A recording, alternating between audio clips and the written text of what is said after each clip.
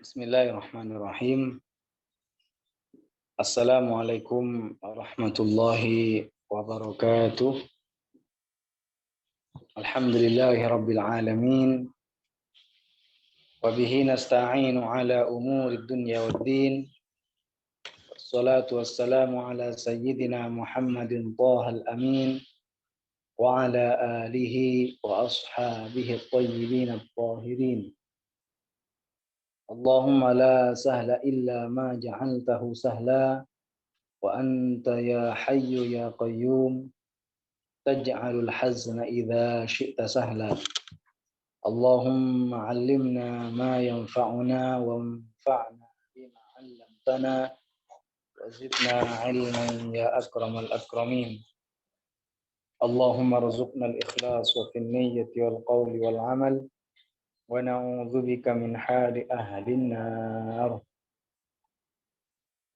Alhamdulillah, kita awali perjumpaan kita pada pagi hari ini dengan sama-sama memuji serta bersyukur kepada Allah Ta'ala, di mana pada kesempatan kali ini masih diberikan taufik, diberikan kemampuan dalam diri kita untuk terus belajar ilmu agama, diberikan nikmat iman dan Islam terutama, dan juga nikmat semangat dalam diri kita untuk terus belajar ilmu agama. Mudah-mudahan tentu harapan kita bersama Allah Ta'ala senantiasa mengangkat kedudukan dan derajat kita dan senantiasa kita mendapatkan ampunan dari Allah Ta'ala. Baik, mari kita sebelum memulai dan membahas lebih lanjut dari kitab Al-Fawaidul Islamiyah, sebaiknya kita untuk menata niat kembali, meluruskan niat kembali, kita bergabung mengikuti kegiatan ini tidaklah kita lakukan melainkan ingin mendekatkan diri kita kepada Allah Subhanahu wa taala. Melainkan kita hanya sama-sama mencari ridha dari Allah Subhanahu wa taala.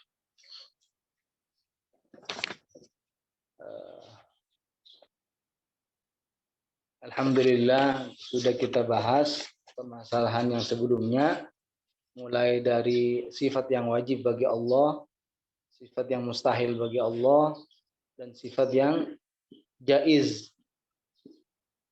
atau yang mungkin bagi Allah Subhanahu wa taala. Namun sebelum kita masuk ke pembahasan sifat-sifat yang wajib bagi para nabi, para rasul, kita murojaah sedikit mengulang masalah yang sebelumnya tentang masalah sifat yang jaiz.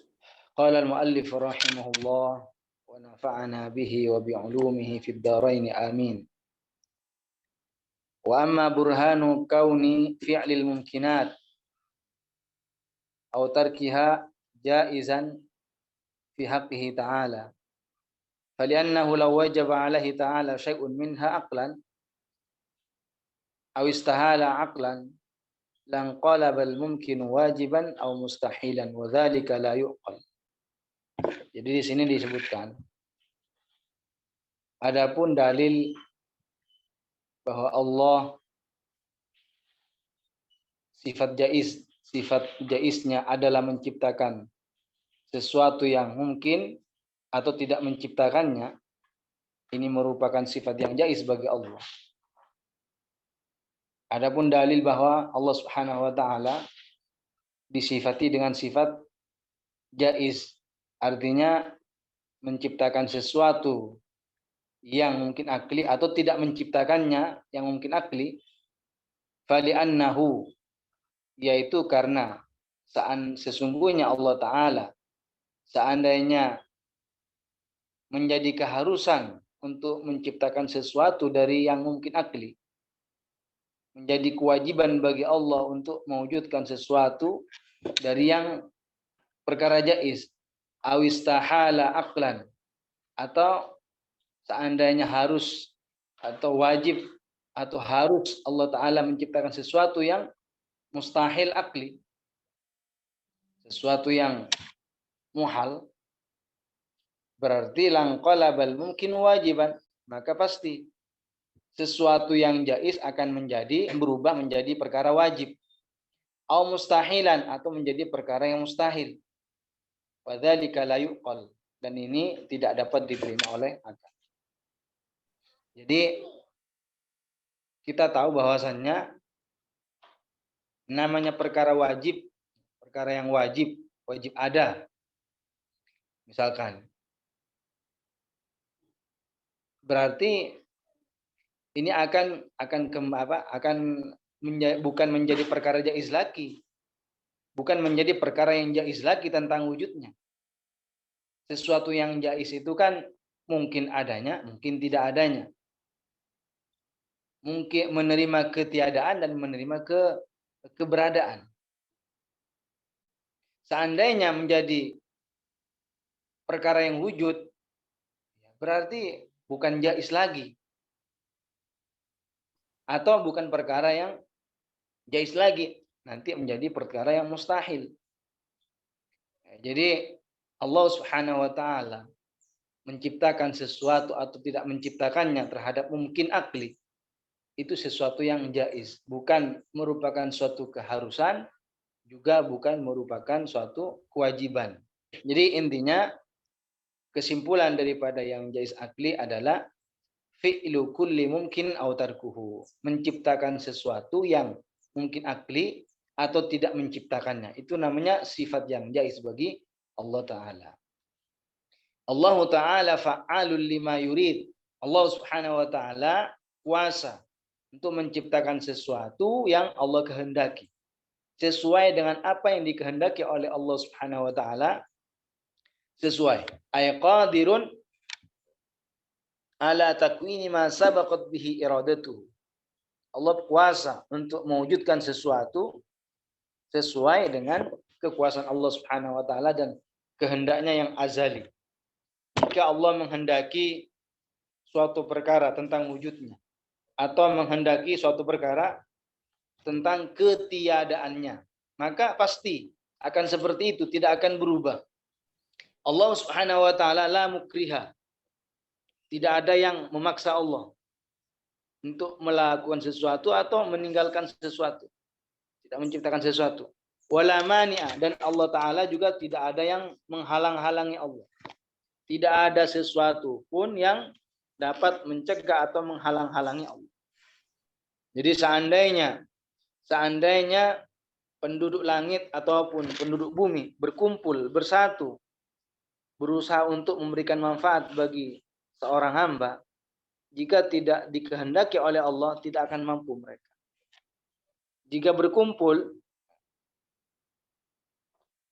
berkumpul semua makhluk untuk mencelakai seseorang, untuk melakukan sesuatu yang bisa berbahaya bagi orang lain, tapi kalau tidak dikehendaki itu oleh Allah Subhanahu wa Ta'ala, tidak akan mampu mereka. Karena terwujudnya sesuatu atau tidak terwujudnya, hakikatnya bukan manusia yang mewujudkan, bukan manusialah yang menciptakan, melainkan Allah Ta'ala.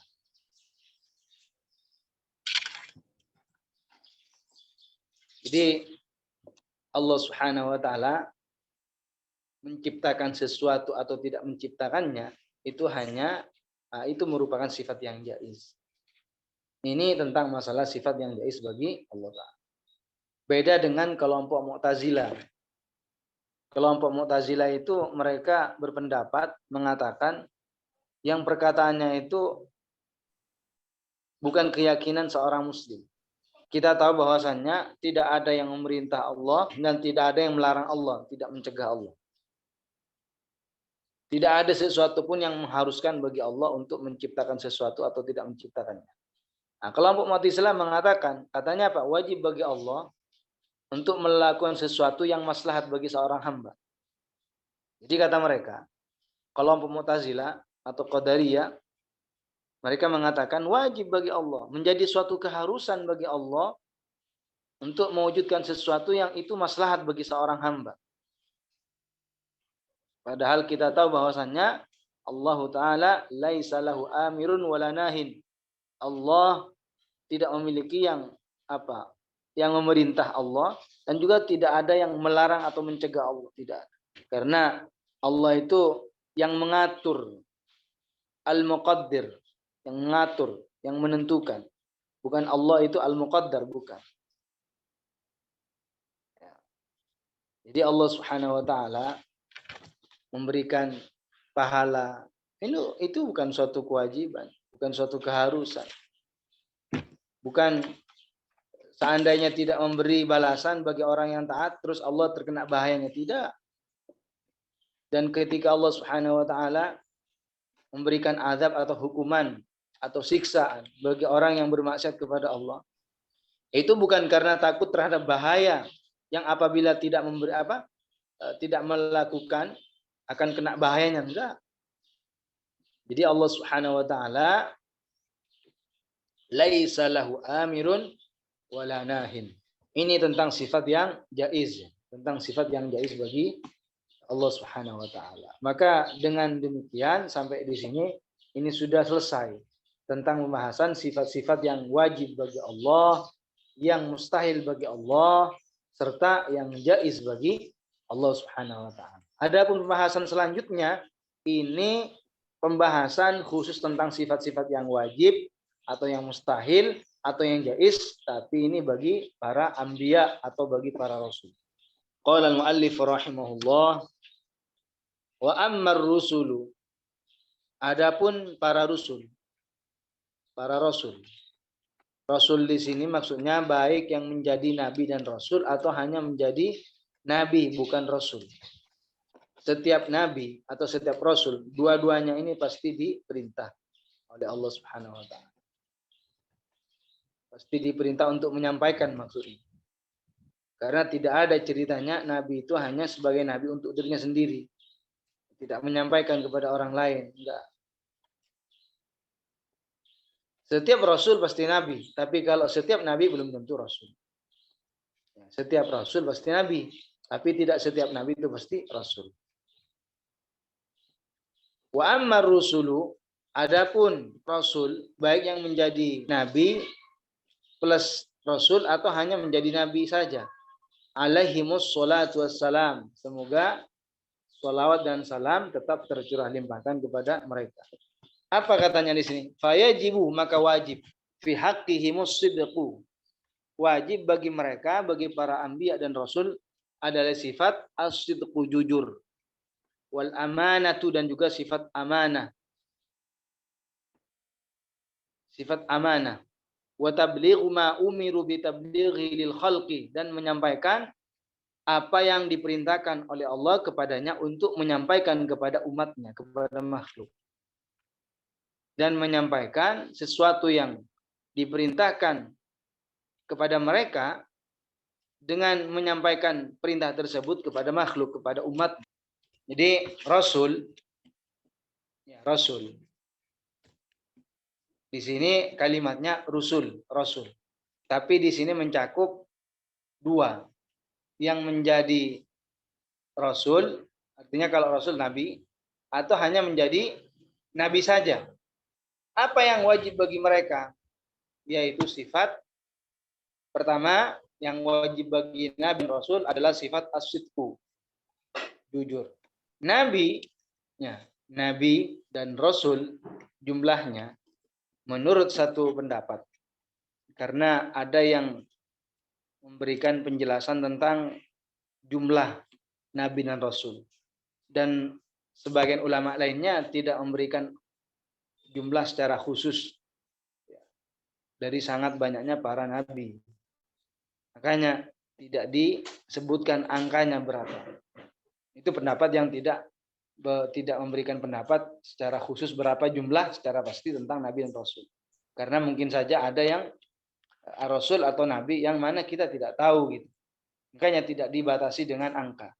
Tapi menurut sebagian ulama bahwa jumlah nabi itu adalah 124.000. 124.000. Sedangkan jumlah rasul itu hanya 313 nabi. Jadi sifat yang wajib bagi mereka yang pertama adalah as-sidqu, jujur. Berarti mustahil para nabi dan rasul itu memiliki sifat lawannya jujur, yaitu dusta atau berbohong. Itu mustahil. Kenapa? Karena sifat bohong atau dusta itu dapat mengangkat sifat kepercayaan, sifat amanah, sifat thiqah, sifat dipercaya. Ya, jadi makanya ini tidak akan terjadi yang namanya sifat yang namanya berbohong atau dusta. Pasti mereka jujur. Apa yang disampaikan oleh para nabi itu betul-betul mereka menyampaikan dari Allah Ta'ala. Dari Allah Subhanahu wa Ta'ala. Bukan dari pikiran mereka. Bukan hasil dari mikir-mikir sendiri. Itu betul-betul dari Allah Subhanahu wa Ta'ala. Baik Allah menyampaikan kepada para nabi dan rasulnya untuk disampaikan kepada umatnya melalui perantara yaitu malaikat Jibril, atau menyampaikan langsung Allah Ta'ala kepada nabinya. Karena turunnya wahyu ya.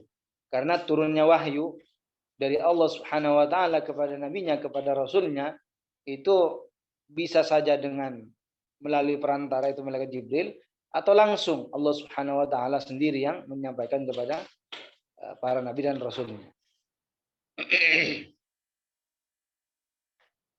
Tidak ada satupun yang melakukan kebohongan di antara para nabi. Jadi berbohong dengan segala macam dusta itu mustahil bagi para nabi. Ya. Berbohong yang ada unsur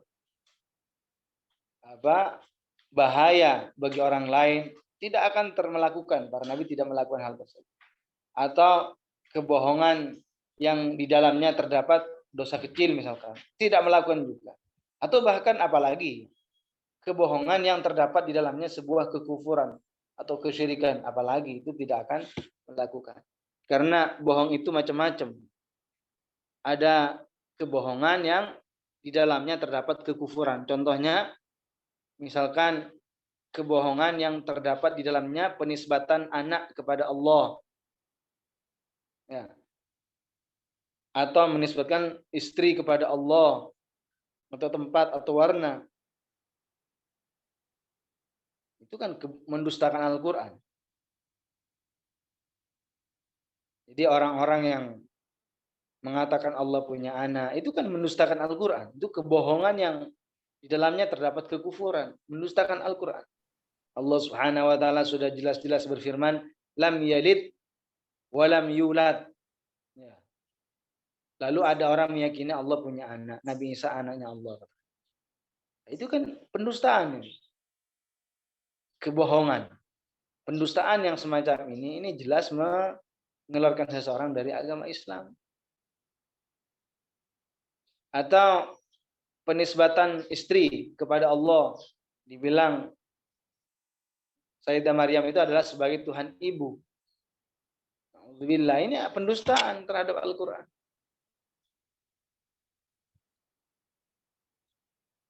Pendustaan terhadap kitabullah. Atau penisbatan tempat bagi Allah Subhanahu wa Ta'ala. Jelas-jelas Allah Ta'ala berfirman, fa innallaha ghaniyun 'anil alamin. Sesungguhnya Allah tidak membutuhkan kepada alam. Alam itu apa? Ya, segala sesuatu selain Allah, termasuk langit, tempat, arsy, bumi, dan semuanya itu disebut alam. Lalu ada orang meyakini Allah bertempat di atas langit atau di atas arsy. Ini kan pendustaan. Pendustaan terhadap Al-Quran. Allah sendiri melarang untuk menyerupakan Allah dengan sesuatu pun di antara makhluknya. Lalu ada orang menyerupakan Allah dengan makhluknya. Meyakini Allah punya anggota tubuh seperti wajah. Na'udzubillah. Ini kan pendustaan. Allah Subhanahu wa Ta'ala berfirman, walillahil matsalul a'la. Bagi Allah sifat yang tidak menyerupai sifat selainnya. Ay walillahi alwasful ladzi la yushbihu wasfa ghairihi. Bagi Allah Subhanahu wa Ta'ala sifat yang tidak menyerupai sifat-sifat makhluknya. Ini mustahil Nabi melakukan kebohongan seperti ini. Ataupun kebohongan yang tidak sampai pada batas kekufuran, tapi termasuk kategori dosa besar.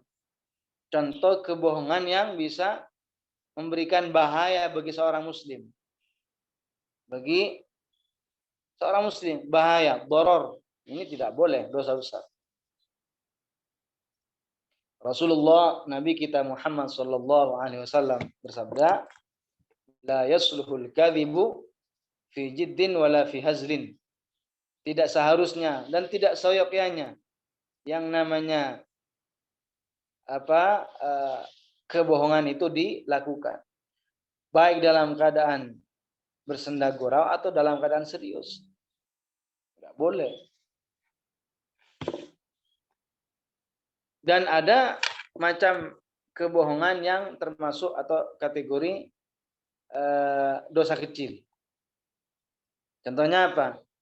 Ditanya misalkan, kamu sudah makan hari ini? Iya, sudah. Padahal belum makan. Ini dosa kecil. Jadi ada orang bilang, saya sudah makan hari ini, padahal dia tidak makan. Nah, ini dosa.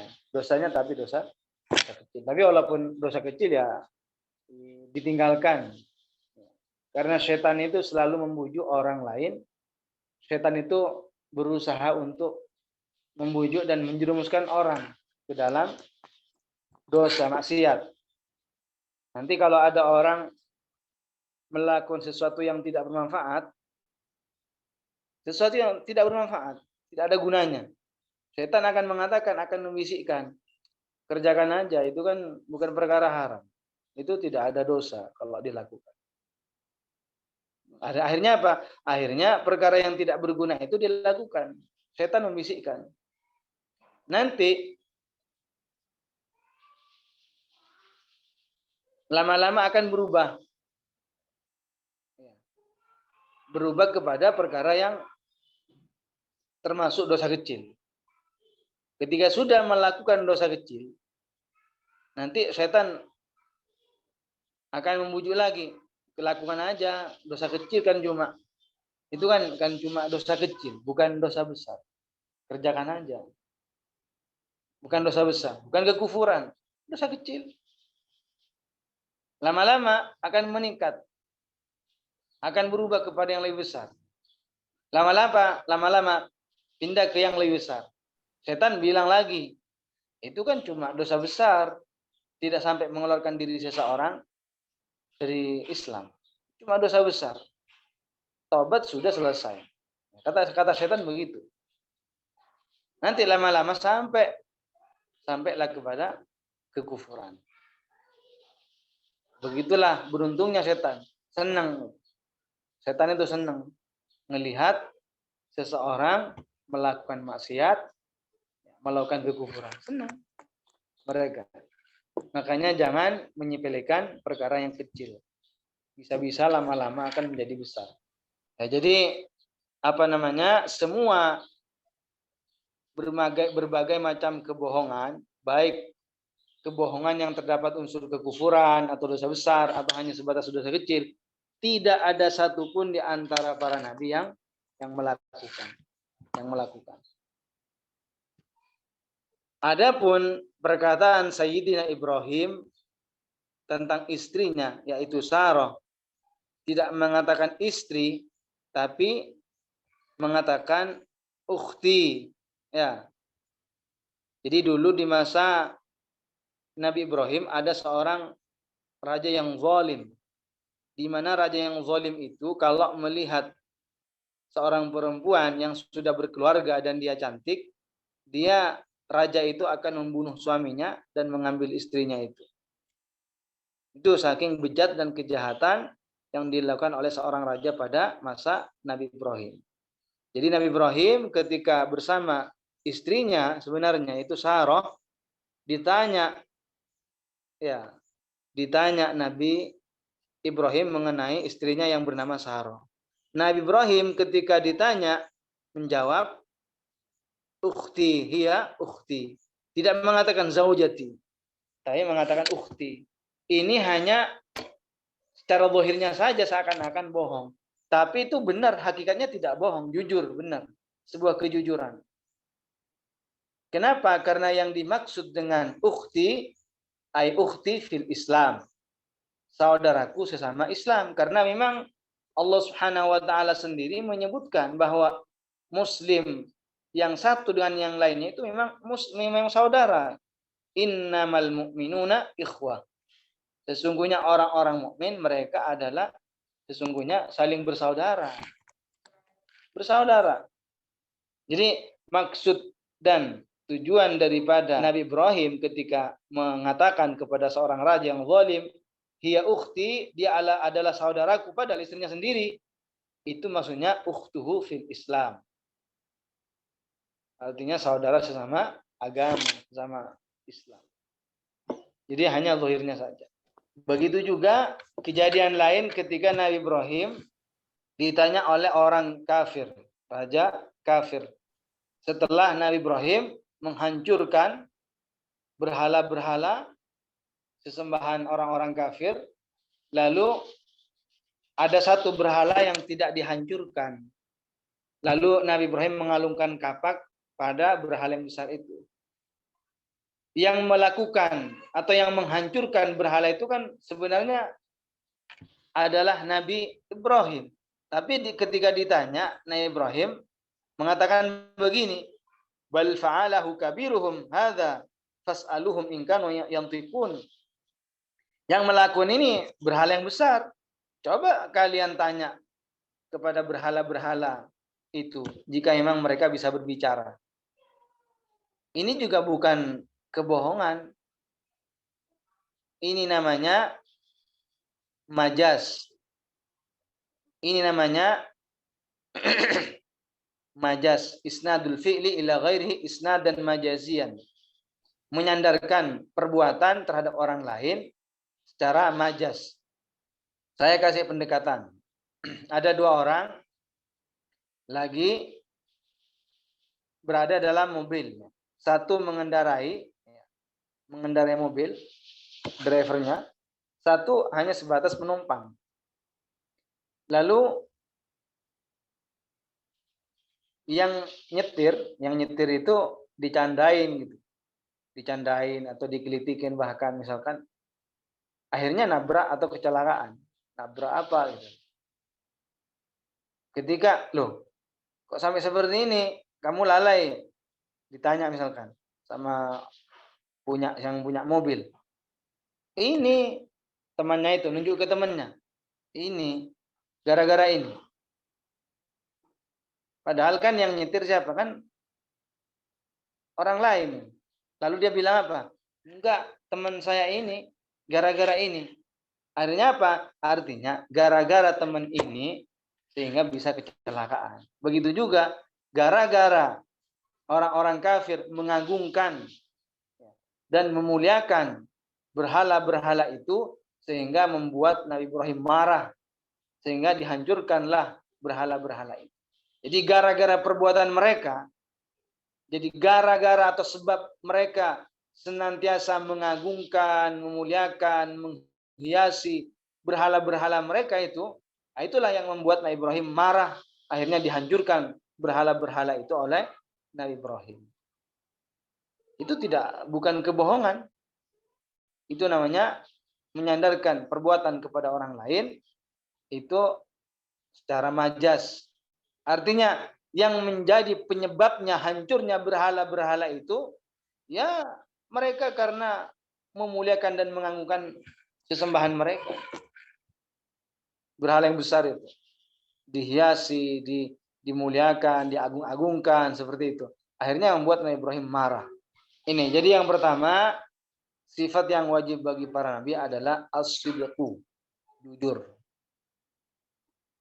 Kenapa wajib sifat jujur bagi para nabi? Seandainya berbohong itu kan menafikan derajat kenabian. Berbohong itu kan bukan sifat yang terpuji, sifat yang tercela.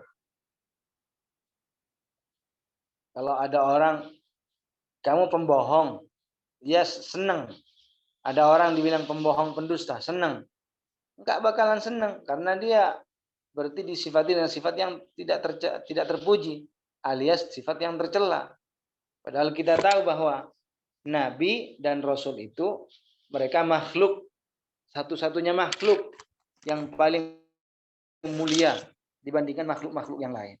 Para Nabi dan para Rasul, mereka derajatnya sungguh sangat tinggi, bahkan seandainya dibandingkan seluruh derajat para wali dikumpulkan, seluruh orang wali, lalu ingin dibandingkan dengan satu nabi saja, itu tidak bisa mengalahkan dari sangat tingginya derajat kenabian.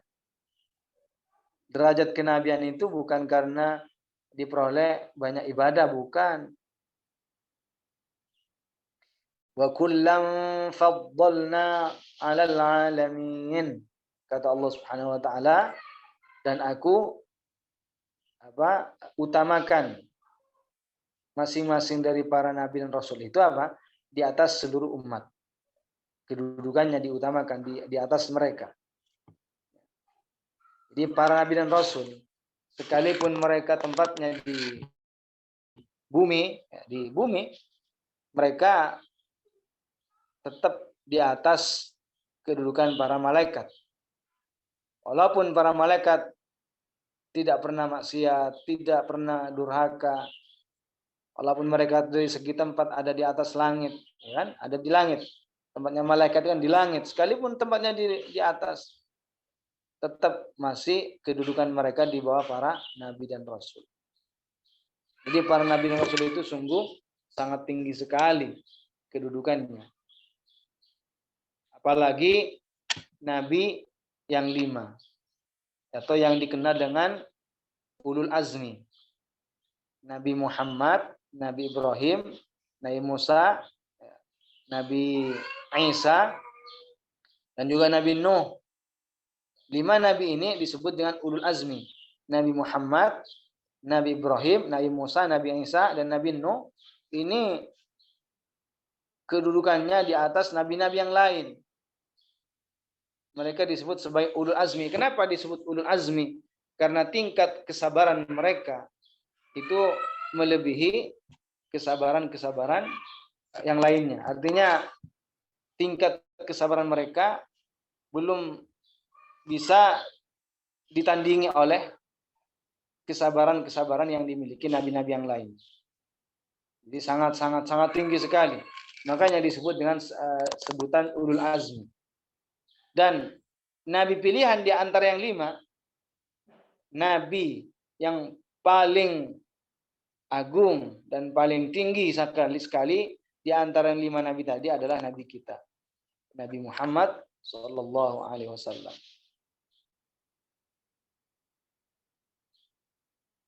Sebagaimana dituturkan dalam Al-Hakim, dalam Al-Mustadrak, disebutkan oleh Al-Hakim bahwasanya nabi yang paling utama, nabi pilihan di antara yang 5 adalah nabi kita Muhammad sallallahu alaihi wasallam. Jadi tidak ada satupun di antara para nabi yang berbohong. Tidak ada. Karena itu dapat menghilangkan rasa kepercayaan.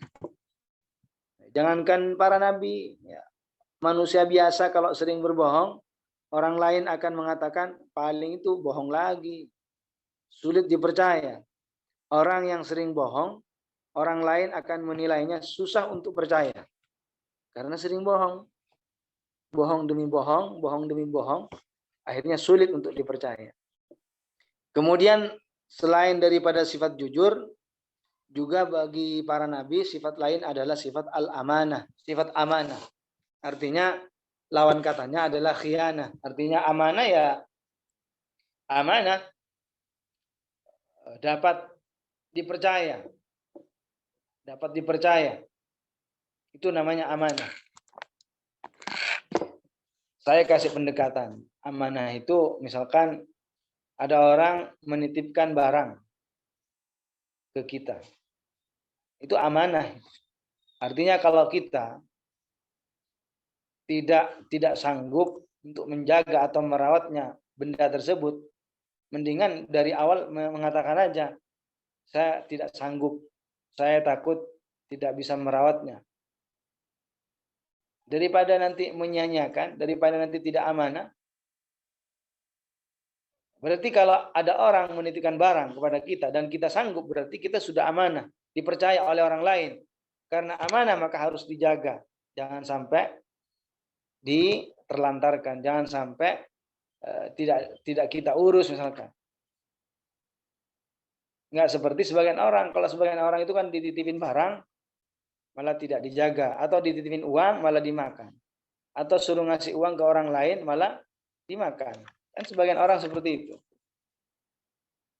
Itu namanya tidak amanah. Para nabi ketika diminta untuk menasihati umatnya, mereka memberikan nasihat. Ketika ada sebagian umatnya menitipkan barang, misalkan apa, mereka menjaganya penuh dengan amanah.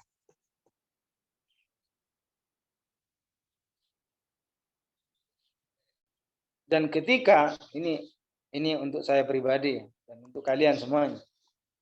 Ketika kita diberikan sebuah amanah oleh orang lain, maka jaga amanah itu. Kenapa? Karena sebuah kepercayaan itu tidak bisa dibeli. Kalau orang sudah kadung dipercaya oleh siapa misalkan, jaga. Kepercayaan itu jaga. Jangan sampai rusak atau lenyap hanya karena urusan duniawi. Karena kalau orang yang tadinya percaya banget misalkan, amanah orangnya, dapat dipercaya. Kemudian melakukan kesalahan karena tidak amanah, orang itu susah nanti akan mengatakan kamu ke depan insya Allah akan berubah menjadi orang yang amanah. Susah. Makanya harus jaga sebuah amanah itu. Jika saja kepada manusia harus seperti itu, lebih-lebih kita harus amanah dalam menjaga apa yang Allah berikan kepada kita. Kalau ada orang menitipkan barang, lalu tidak amanah yang dititipin itu, sehingga barangnya rusak atau apa, kan tinggal minta maaf atau diganti. Bagaimana kalau ada nikmat yang Allah berikan, entah apapun nikmatnya itu, lalu tidak dijaga dengan penuh amanah, disalahgunakan? Bagaimana bisa menjamin di akhirat akan bisa mempertanggungjawabkan? Karena semuanya akan diminta pertanggungjawaban. Apapun yang Allah berikan kepada kita, dari nikmat yang kita sadari, ataupun dari nikmat yang kita tidak sadari kalau itu adalah nikmat. Kenapa saya bilang seperti itu? Dari sangat banyaknya nikmat yang Allah berikan kepada kita, sampai kita tidak bisa menghitung. Tidak mampu untuk menilai ini banyak sekali. Orang itu ketika sudah mendapatkan nikmat, maka berarti harus siap untuk dimintai pertanggungjawaban kelak di akhirat. Karena kalau orang sudah mikir ke situ, kalau orang sudah paham dan mikir masalah amanah atau tidaknya dalam hal apa yang Allah berikan kepada kita, dia akan takut akan menyalahgunakan nikmat itu kecuali hanya dalam hal yang diizinkan oleh Allah Subhanahu wa taala. Kalau orang itu akan ingat, kalau orang itu ingat tentang ternyata ini amanah dari Allah. Ternyata ini penglihatan adalah nikmat yang ini merupakan amanah harus kita jaga. Jangan sampai digunakan dalam hal yang tidak Allah izinkan. Kesehatan ini ternyata juga nikmat yang harus kita jaga dengan penuh amanah. Jangan digunakan kecuali dalam hal yang Allah perbolehkan. Ternyata nikmat ini, ternyata semuanya itu adalah titipan, di mana harus kita jaga dengan penuh amanah, karena nanti akan dimintai pertanggungjawaban. Orang kalau sadar ke masalah itu sangat luar biasa. Kenapa dibilang sangat luar biasa? Karena rata-rata orang itu jatuh kepada perbuatan dosa atau maksiat itu karena kelalaian, karena tidak ada kesadaran. Karena tidak ada kesadaran, lupa bahwasannya di akhirat dalam kubur itu ada begini tahapan-tahapan. Kalau seandainya orang itu ingat begini, saya takut melakukan perbuatan ini. Takut gara-gara ini nanti saya tidak bisa selamat di akhirat. Takut hanya gara-gara ini saya nanti kena siksa dalam kubur. Kalau seandainya mikir ke situ kan orang tidak akan melakukan perbuatan dosa. Makanya tidaklah disebut sebagai manusia, tidaklah diberi nama dengan nama manusia, kecuali karena emang sering lupa, sering lalai, lupa, tidak sadar diri. Manusia itu kan bahasa Arabnya Pak, al-insan. Ya. Dalam bahasa Arab, al-insan itu maknanya manusia. Kenapa namanya kok manusia? Likasrati nisyani, karena sering lupa. Lalai, lupa ini. Enggak sadar di sana ada pertanyaan malaikat, di sana ada melewati sirat, di sana ada neraka, di sana ada macam-macam. Hal-hal yang harus dihadapi manusia untuk bisa sampai kepada nikmat yang tidak ada tandingannya, yaitu surga. Jadi amanah ini adalah sifat yang wajib bagi para nabi. Tak satu pun di antara para nabi itu yang disifati dengan lawan amanah, yaitu al-khiyanah. Kalau orang diberi amanah tapi tidak dijaga, itu kan bukan amanah, apa namanya? Khianat, pengkhianat, khianat. Tidak ada di antara para nabi yang seperti itu. Tidak ada. Kemudian wa tablighu ma umiru bi tablighi lil khalqi, dan mereka para nabi dan rasul semuanya menyampaikan perintah Allah Subhanahu wa taala untuk disampaikan kepada makhluknya. Nabi dan rasul sama-sama diperintah untuk menyampaikan. Tidak ada di antara para nabi yang tidak menyampaikan apa yang Allah perintahkan untuk disampaikan kepada umatnya. Tidak ada. Semuanya menyampaikan.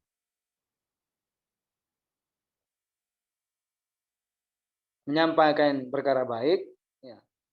Mengajak umatnya kepada perkara baik, dan mencegah serta melarang kaumnya untuk melakukan dosa dan juga kekufuran atau kesyirikan. Alias amar ma'ruf nahi mungkar. Menyampaikan. Jadi sangat tidak bisa diterima kalau dibilang bahwa Nabi tidak diperintahkan, sedangkan Rasul yang diperintahkan. Ini menyalahi sifat sebagai Nabi dan Rasul.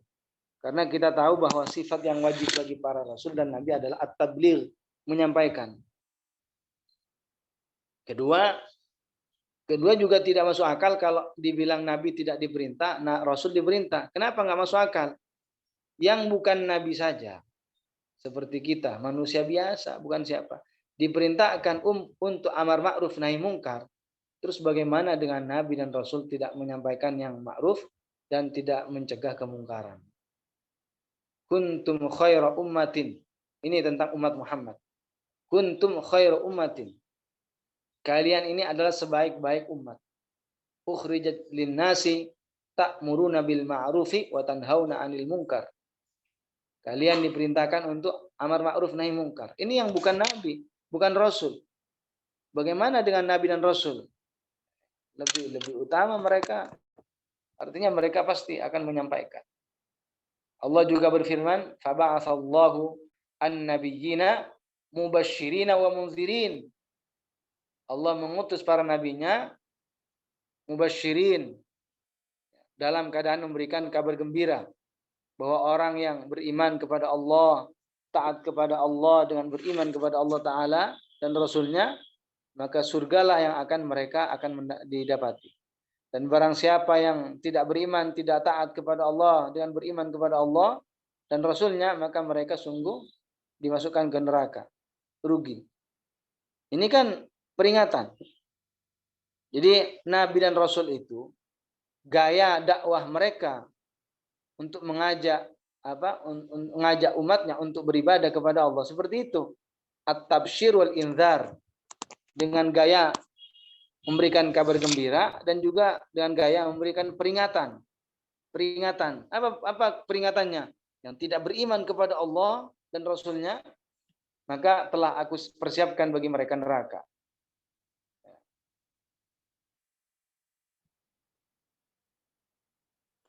Apa kata Allah Subhanahu wa taala? Fa in tawallaw fa innallaha la yuhibbul kafirin. Qul athi'ullaha war rasul. Katakan Muhammad, hendaknya kalian taat kepada Allah dan Rasulnya. Artinya apa? Iman kepada Allah dan Rasulnya. Qul athi'ullaha war rasul. Hendaknya kalian taat kepada Allah dan Rasulnya. Artinya taat di sini apa? Al-imanu billahi wa rasuli. Iman kepada Allah dan Rasulnya. Fa in tawallaw, jika mereka berpaling, jika mereka tidak beriman kepada Allah dan Rasulnya, fa innallaha la yuhibbul kafirin. Sesungguhnya Allah Subhanahu wa taala tidak mencintai orang-orang yang kafir. Itu kan peringatan. Kalau yang isinya kabar gembira, wa may ya'mal minas solihati min dzakarin aw unsa wa huwa mu'min, barang siapa yang melakukan amal kebajikan laki-laki maupun perempuan dan dia beriman kepada Allah, faulaika yadkhulunal jannata wa la yuzlamuna naqira. Faulaika, maka mereka yadkhulunal jannah, akan masuk ke dalam surga, wa la yuzlamuna naqira, dan mereka tidak akan dizalimi sedikit pun. Nah, itu kan kabar gembira ya. Nah, kalau tidak menyampaikan kepada umatnya, kepada kaumnya, bagaimana bisa tahu mereka yang mana kabar gembira dan mana yang merupakan peringatan kalau tidak menyampaikan? Jadi tidak benar walaupun disebut atau tercantum di beberapa kitab. Walaupun di kitab-kitab mana saja, rata-rata ini banyak gitu loh. Di kitab-kitab disebutkan kalau Nabi tidak diperintah, Rasul yang hanya diperintah. Padahal Al-Imam Al-Baydawi juga mengatakan demikian. Artinya Nabi juga diperintah. Cuma bedanya kalau Nabi itu tidak membawa syariat baru. Hanya mengikuti Rasul yang sebelumnya kalau Nabi. Tapi kalau Rasul itu ada syariat baru. Bawa syariat baru, ajaran baru. Itu saja perbedaan. Tapi kalau dari segi masalah tabligh, menyampaikan, itu sama-sama menyampaikan, baik yang menjadi nabi bukan rasul atau nabi dan rasul sama-sama menyampaikan. Makanya di sini katakan wa tablighu ma umiru bi tablighil khalq.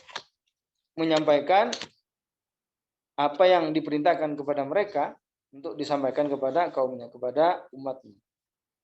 Jadi enggak boleh berarti bagi para nabi itu menyembunyikan sesuatu yang hakikatnya diwajibkan untuk disampaikan kepada umatnya. Kenapa? Karena itu berarti menafikan derajat kenabian. Diperintah untuk menyampaikan malah disembunyikan. Nah, itu kan mengurangi derajat kenabian. Karena itu tidak amanah namanya. Adapun sesuatu yang diperintahkan untuk disampaikan kepada kaumnya, sebelum disampaikan pasti para nabi itu tidak akan lupa.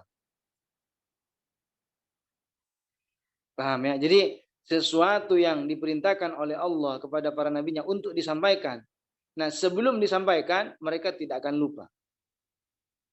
Tidak akan lupa.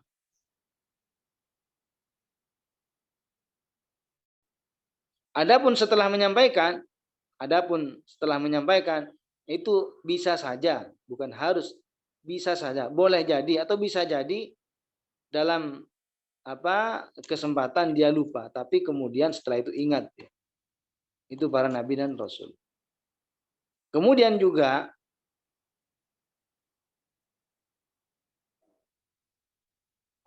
para nabi itu di samping mereka jujur, amanah dan menyampaikan, mereka itu semuanya baik dari segi fisik atau suara atau tutur kata, semuanya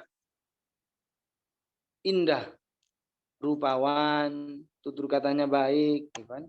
Kemudian suaranya lembut, ya bahkan Rasulullah sendiri mengatakan, ma ba'atsallahu nabiyyan illa hasan wajhi hasan as-sauti wa inna nabiyakum ahsanahum sauta wa ahsanahum wajha. Jadi kata Rasulullah, tidaklah Allah mengutus seorang nabi kecuali rupawan, kecuali memiliki wajah yang indah, ya, ganteng, dan juga memiliki suara yang merdu. Dan sesungguhnya nabi kalian adalah nabi yang paling rupawan dan paling merdu suaranya. Jadi tidak ada di antara para nabi itu yang cacat misalkan, atau tidak sempurna anggota badannya. Tidak ada, semuanya mereka itu memang diciptakan oleh Allah Subhanahu wa taala dengan sifat yang sempurna yang tidak dimiliki oleh manusia-manusia lain, termasuk akhlaknya, termasuk budi pekertinya, termasuk fisiknya, bahkan suaranya, termasuk namanya juga ya, termasuk namanya tidak ada yang dinamai dengan nama yang jelek. Tidak ada nabi itu memiliki nama yang jelek. Semuanya bagus-bagus. Jadi tidak benar kalau dibilang bahwasannya nama Lut, nama Lut, seorang nabi namanya Nabi Lut, itu diambil dari kata liwat, itu tidak benar. Tidak benar. Karena liwat itu kan perbuatan yang yang tercela, bukan perbuatan yang baik. Liwat, anal seks. Sedangkan Lut itu seorang nabi, nggak mungkin ambil dari nama yang jelek. Itu pertama. Jadi tidak benar kalau ada orang bilang Nabi Lut itu namanya diambil dari kata liwat, nggak benar. Kedua alasannya, bahwasannya tidak diambil dari liwat, kalimat Lut, diantaranya bahwasannya kalimat Lut itu bukan bahasa Arab, sedangkan kalimat liwat bahasa Arab. Bagaimana bisa diambil dari bahasa Arab itu? Jadi kalimat Lut itu ajami. Artinya bukan kalimat dari bahasa Arab. Kalimat Lut. Sedangkan liwat itu bahasa Arab. Jadi tidak ada seorang nabi satupun yang dari segi nama atau dari segi fisik itu jelek. Bahkan mereka itu para nabi dan rasul, ya, mereka tidak mengalami sesuatu yang biasa terjadi bagi manusia lainnya. Contohnya apa? Sabqul lisan, salah ucap. Ya, salah ucap. Ingin mengatakan A yang keluar dari lisannya B misalkan. Itu tidak terjadi bagi seorang nabi dan rasul. Tidak ada. Kalau kita kan kadang mau ngomong A, keluarnya B. Dan tidak ada di antara para nabi yang gagap. Tahu kan gagap? Sedikit-sedikit diulang kata-katanya, itu namanya gagap. Itu tidak ada yang di antara para nabi yang memiliki sifat seperti itu. Dan juga tidak ada di antara para nabi yang mengigau. Artinya ngomong sendirian saat kondisi tidur. Itu tidak ada di antara para nabi seperti itu. Kalau manusia biasa seperti kita itu kan kadang tidur terus ngomong sendirian. Itu namanya mengigau. Itu enggak ada di antara para nabi. Di antara para nabi tidak ada yang mengalami seperti itu. Jadi mereka memang dibedakan. Mereka itu diistimewakan daripada nabi-nabi yang lainnya. Tapi sekalipun kita tahu bahwasannya para nabi itu dari segi akhlak, dari segi fisik semuanya, bahkan dari segi derajat di atas lainnya, mereka tidak lepas daripada yang namanya ujian dan cobaan, musibah yang menimpa mereka. Besar. Karena bertubi-tubinya musibah atau bala kepada seorang mukmin itu sama sekali tidak menurunkan derajat, bahkan semakin meninggikan derajat seorang mukmin. Ya.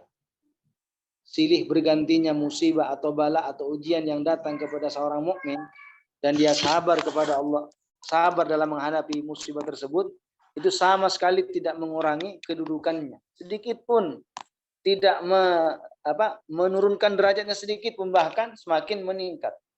Derajat semakin naik. Nabi Yahya dibunuh, dipenggal kepalanya, tangannya dipotong, kakinya dipotong. Nabi Yahya, seorang nabi. Nabi Zakaria digergaji menjadi 2 bagian, dibelah. Seorang nabi. Musibah, bala, ujian dunia. Jadi orang yang dicintai oleh Allah Subhanahu wa taala semakin diberikan musibah dunia dan semakin dijauhkan daripada musibah agama. Karena ketika diberikan musibah dunia itu ya hilangnya harta, musibah, penyakit, hilangnya orang yang dicintai, meninggal misalkan. Celaka itu musibah dunia. Ketika orang itu dicintai oleh Allah, semakin dijauhkan orang itu dari musibah agama dan akan semakin diberi musibah dunia. Sehingga semakin tinggi dan semakin tinggi derajatnya menurut Allah Subhanahu wa taala.